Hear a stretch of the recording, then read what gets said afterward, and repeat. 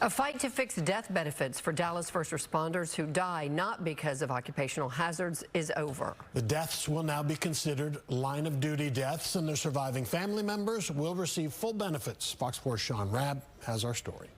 The bill would give surviving family members of first responders who die as a result of occupational illness the same benefits as a police officer who shot and killed in the line of duty or a firefighter who dies in a building collapse. It's helping 40-something families, and then what it means the most to me is that no one else is going to have to do what I've had to do. Christy Walters fought since 2018 to get full benefits for her family and others. Her husband, firefighter David Walters, who the bill is named for, died from a heart attack not at a fire call or firehouse. His death was not considered a line-of-duty death, even though exposures to toxins over his career contributed.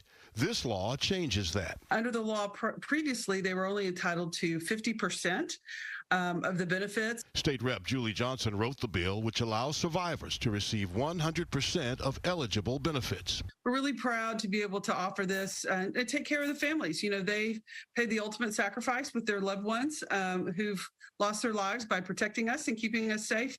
And the least we can do is make sure that their families are taken care of after they're gone. The bill acknowledges the health hazards, especially firefighters are exposed to, can contribute to illness and death. Republican State Rep. Frederick Frazier, a Dallas police officer, joined bill author Julie Johnson, who says this part is important.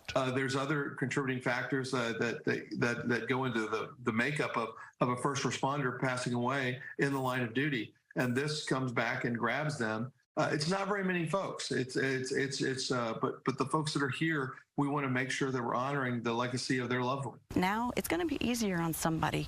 They can grieve properly. They can have a little bit of peace while they think about that new that's coming along. Once the governor signs the bill, those who die as a result of occupational illnesses will be viewed as line-of-duty deaths. Their surviving family members, though, must prove their death in fact caused by those occupational exposures. Sean Rabb, Fox 4 News.